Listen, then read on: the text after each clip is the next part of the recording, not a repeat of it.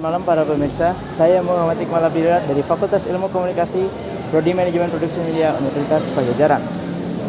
Nah, saya sedang berada di salah satu tempat wisata di kota Bandung yang bernama Teras Sunda Cibiru.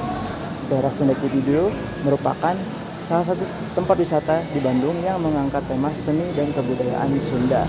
Tempat wisata ini biasanya digunakan oleh seniman-seniman di kota Bandung sebagai tempat untuk mengekspresikan atau mempromosikan kesenian yang mereka buat.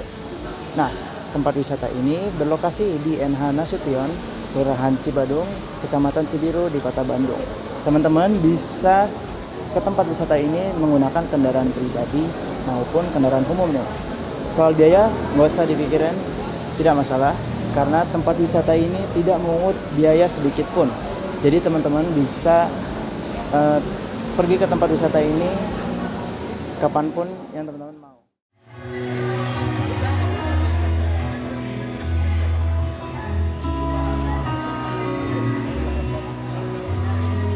Nah, untuk fasilitasnya sendiri di tempat wisata ini terdapat beberapa lokasi yang bisa digunakan untuk kesenian seperti balai utama yang biasa digunakan untuk teater. Untuk fasilitas lainnya ada tempat parkir di bawah sana dan juga ada musola untuk kita pergi beribadah. Nah, saya akan mewawancari salah satu wisatawan yang berkunjung ke tempat wisata ini nih. Yuk ikutin.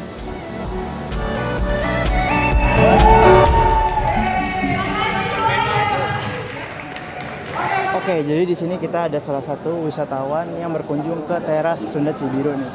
Halo Kang. Halo, Boleh kenalin dulu namanya? nama gue Sandi Prabowo, asal dari Jakarta, tapi lagi main aja ke sini. Lagi main aja. Oke. Saya mau nanya-nanya nih Kang. Gimana tuh? Tempat ini nih. Oke, boleh. Gimana sih tanggapan Akang tentang tempat wisata ini nih?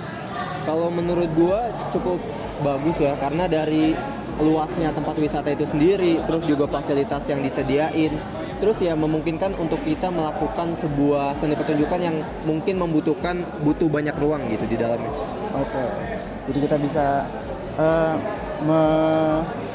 mengekspresikan karya keseni kita di tempat ini. Betul.